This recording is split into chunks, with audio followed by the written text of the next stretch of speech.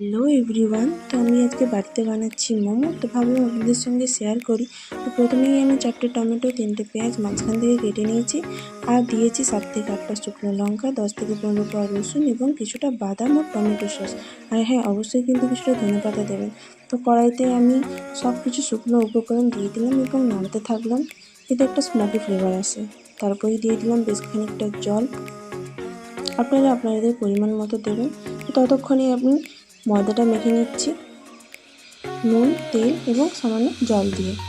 মাখা হয়ে গেছে। এবার আমি দেখতে যাচ্ছি যে আমার সসের প্রিপারেশন রেডি হয়েছে কিনা। তো দেখতে আসলাম যে সব কিছু রেডি হয়েছে কিনা। দেখলাম না, বেশ খানিকটা বাকি লাগবে। তো আরও 2-4 মিনিট আমি ফুটিয়ে নেব ভালো করে। সিদ্ধ না হওয়া পর্যন্ত আমি ফুটিয়ে নেব। তো চেক করে দেখলাম যে এখনও বেশ খানিকটা সিদ্ধ আর বাকি আছে।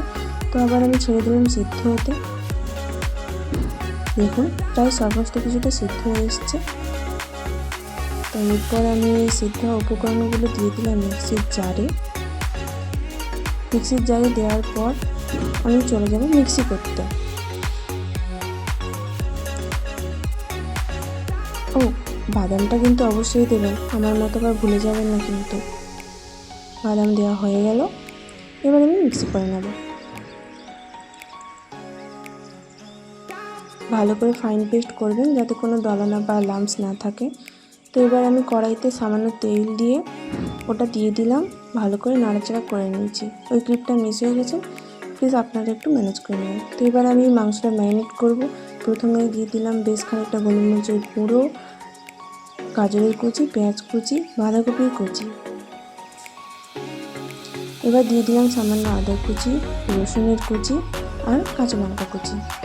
আর হ্যাঁ, এখানেও কিন্তু অবশ্যই ধনেপাতাটা আপনারা অ্যাড করবেন। এবার দিয়ে দিলাম বেশ খানিকটা সাদা তেল।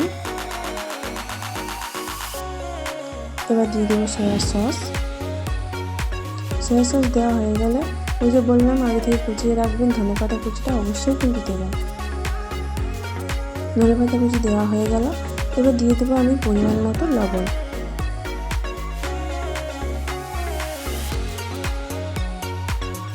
লবণ দেওয়ার পর এবার আমি বেশ ক্যাট মেরেই কিন্তু চামচ দিয়ে জিনিসটা মাখার চেষ্টা করব।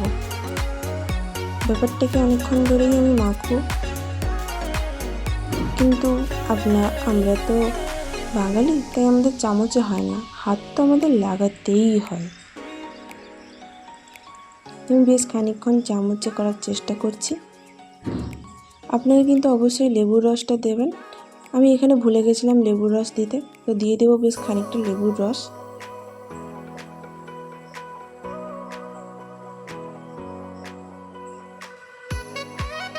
আরও খানিকটা দিয়ে দেবো। দিয়ে দেওয়ার পর এবার বেশ হাত দিয়েই মাখবো। হাত দিয়ে মাখলে ব্যাপারটা সুন্দর মাখাও হয়, আর ব্যাপারটা সুন্দর মাখা হলে টেস্টটাও কিন্তু ভালোই আসে। তো চেষ্টা করবেন ভালো করে হাত দিয়ে মাখতে। আপনারা হাতে কমফোর্টেবল না হলে চামচ দিয়ে অবশ্যই মাখতে পারেন। এবার আমি সব কিছুটাকে সাইডে রেখে ময়দার লেচিগুলোকে পাতলা পাতলা করে বেলে নেব। বেলা হয়ে গেলে এবার আমি দিয়ে দেবো বেশ খানিকটা পুর। আপনারা বেশিও দিতে পারেন, কমও দিতে পারেন। এবার আমি মোমো শেপ দিয়ে নেব। আপনারা আপনাদের প্রয়োজন মতো বা ইচ্ছা মতো দিতে পারেন।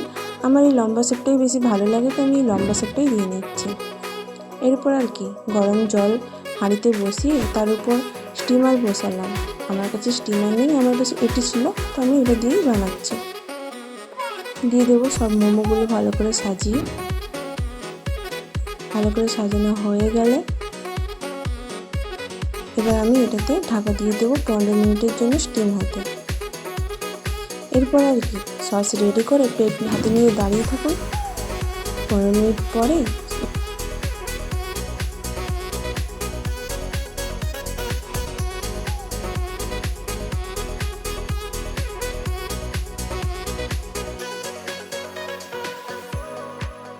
তোলা হয়ে গেল।